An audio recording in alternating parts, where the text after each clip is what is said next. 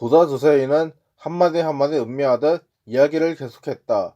모두 엄숙한 마음으로 귀를 기울이며 시선을 집중했다. 도다는 광선등파가 진행됨에 따라 이윽고 참녀의 강적이 다투어 일어날 것이라고 말했다. 그리고 어떤 실현이 기다리고 있다 해도 일본의 번영도 세계 한국 평화의 실현도 결국 불법에 의하는 것 외에는 없다고 선언하며 이렇게 끝맺었다. 나는 제군들을 진심으로 신뢰하고 있다. 광포의 여명기에 다시 한번 이곳으로 모여주길 바란다. 그때까지 지금 여기 있는 제군들은 절대로 퇴근해서는 안 된다. 알겠는가? 도다가 이때 말한 대로 하케는 3년 후에 커다란 폭풍우를 만나게 된다. 유바리 탄노 사건 그리고 야마모토 시니치가 부당하게 체포된 저 오사카 사건이다. 그러나 도다는 10년 후에 그 모임을 기다리지 않고 1958년 4월 1일 세상을 떠났다. 도다가 10년 후에 그때 수호의 제자들에게 무엇을 부탁하려 했는지 신이치에게는 명확했다. 10년 후라면 기이하게도 도다의 칠주기이다. 만약 도다가 생존해 있다면 신이치에게 준 유언에서도 분명하듯 그때까지 도다는 자신의 손으로 300만 세대를 달성했을 것이 틀림없다. 그렇다면 도다는 300만 세대라는 확고부동한 강포의 기반을 구축하여 그 위에 정치, 경제, 교육 등 온갖 문화의 꽃을 피워가는 일본 광선진파의 모든 청만무리를 신이치는 비롯한 수호의 청년들에게 맡기고 싶었던 것이 분명하다. 지그마키는 그 10년 내에 있을 도다의 칠주기를 향해 신이치를 중심으로 300만 세대 달성을 내걸고 스타트를 끊었다. 신이치는 그렇게 생각하자 이번 야외 연수는 수호의 청년들이 자신과 함께 도다의 분신으로서 일어서는 불의의 출발을 하는 모임으로 만들어야만 한다고 생각했다. 선생님이 보신다면 진심으로 기뻐하며 안심하실 수 있는 광선의 장부가 응비하는 무대로 하자 신이치는 다짐했다. 야외 연수의 장소도 신이치가 직접 검토했다. 그리고 태평양의 우길이 바라다 보이는 지바현 이누보사키로 정한 것이다. 거기에는 신이치가 이해 가을의 세계 평화를 향한 제1보를 새기게 되는 아메리카 대륙으로 이어지는 바다가 있다. 광산진파의 대회로 출범하는 기기가 장대한 장부들의 모임에 걸맞게 빼어난 경치를 자랑하는 곳이었다. 수호의 일행은 오후 1시 30분에 3대 버스에 분승하여 학계 본부를 출발, 이누보사키로 향했다. 야마모토 신이치의 지도, 경례는 멤버들이 집결했을 때부터 시작되었다. 신이치는 이 수호의 야외 연설을 기념하여 대표 몇 명에게 격려의 휘호를 증정했다. 그리고 신이치도 멤버들과 함께 1호선에 승차했다. 버스가 료고쿠를 지날 무렵부터 차내에서는 한산업색 차례로 학기가를 지휘하며 합창을 시작했다. 이윽고 두 그룹으로 나뉘어 노래 대항전이 되었으나 그것은 놀러가는 흥경 같은 분위기였다. 힘찬 노래이긴 했으나 음정은 심하게 맞지 않아 결국에는 노래를 부르다 웃음을 터뜨리는 사람도 있었다. 또 목소리가 점차 작아지기도 하고 가사까지 잊어버려 도중에 그만두는 멤버도 있는 등 다관이었다. 신이치는 그런 천하의 광경을 바라보면서 도다 스사이와 새긴 추억을 더듬고 있었다. 청년부는 자주 도다 앞에서 노래를 불렀다.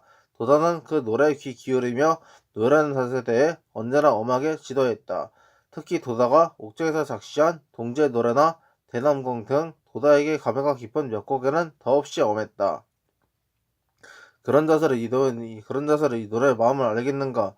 연연을 응시하고 뱃속에서부터 소리를 내서 부르는 것이다.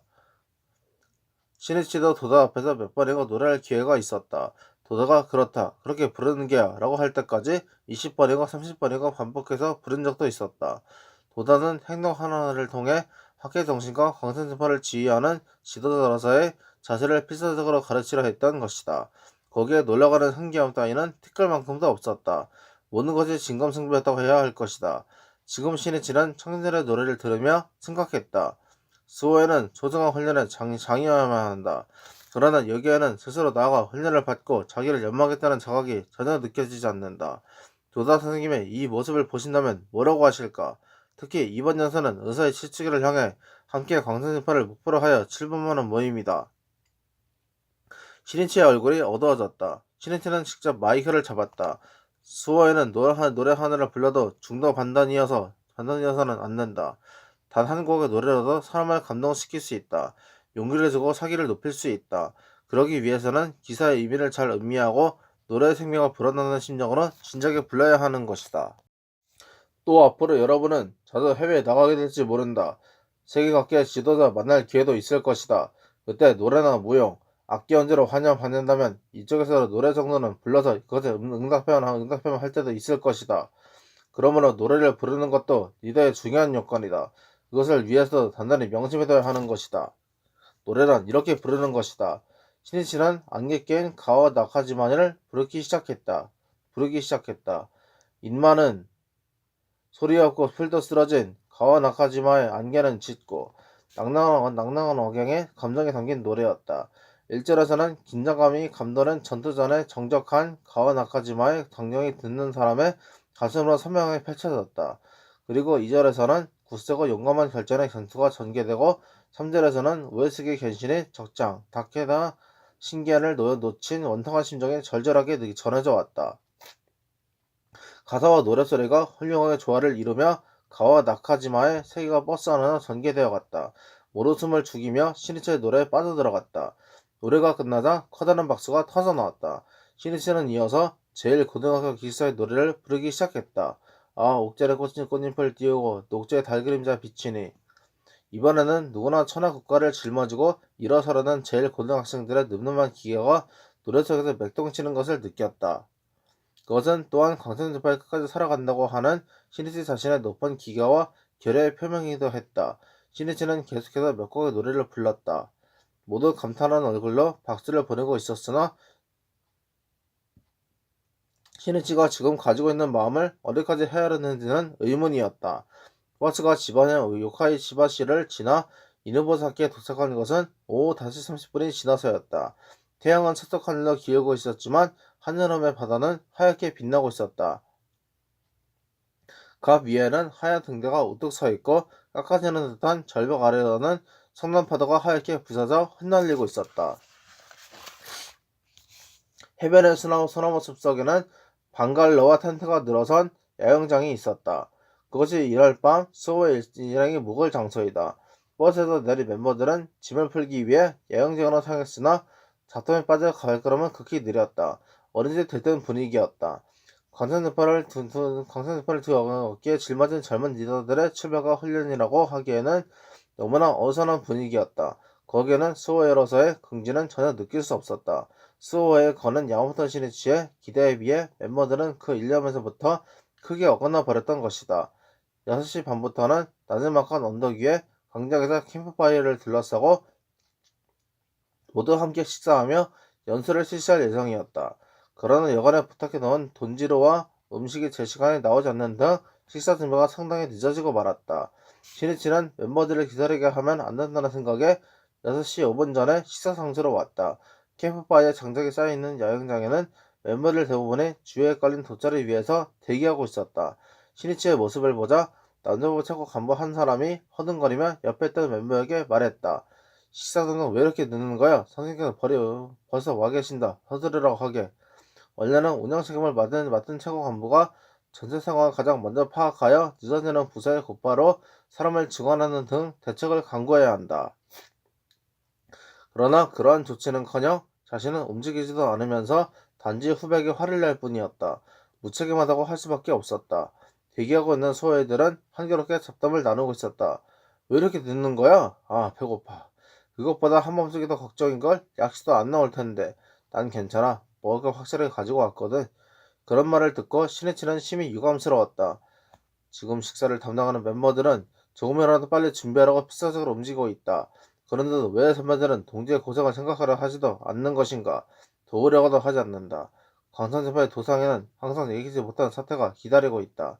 그때야말로 진정한 단결이 필요하다. 사소한 것 같지만 이 모습은 하나의 숫자로 할 수 있다.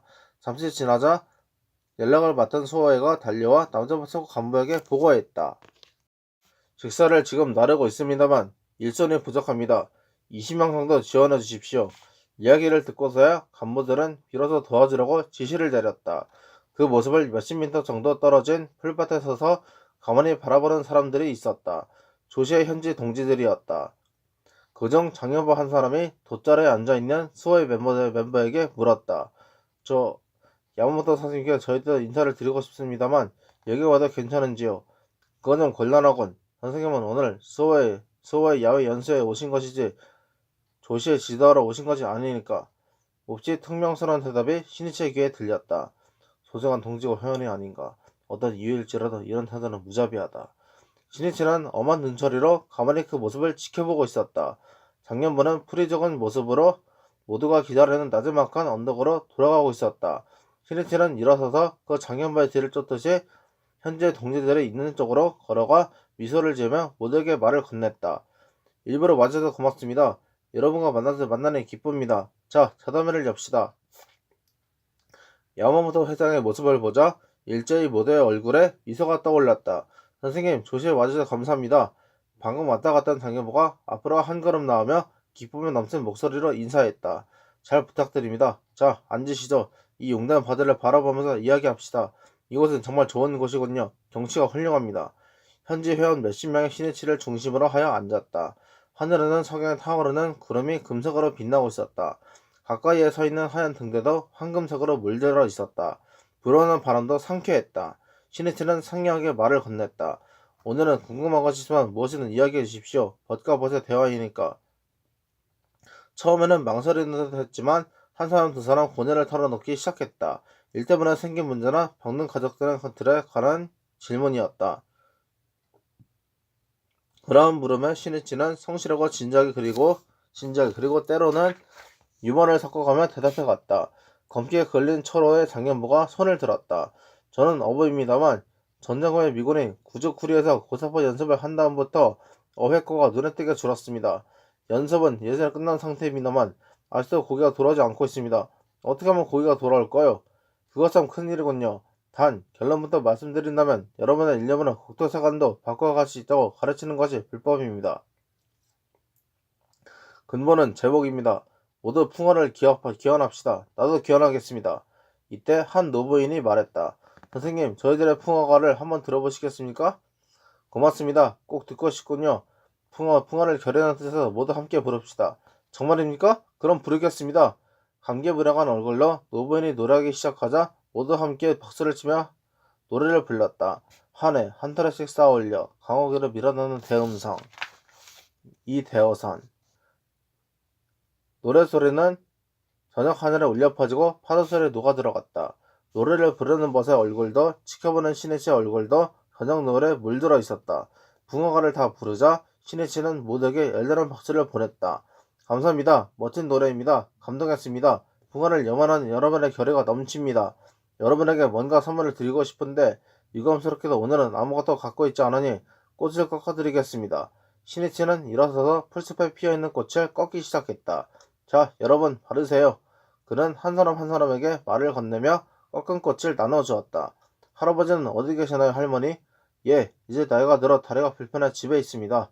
그렇습니까? 그럼 할아버지 것도 드리겠습니다. 건강하세요 라고 전해주십시오. 어머니 다리에 매달려있던 작은 사내에게도 꽃을 건네주었다.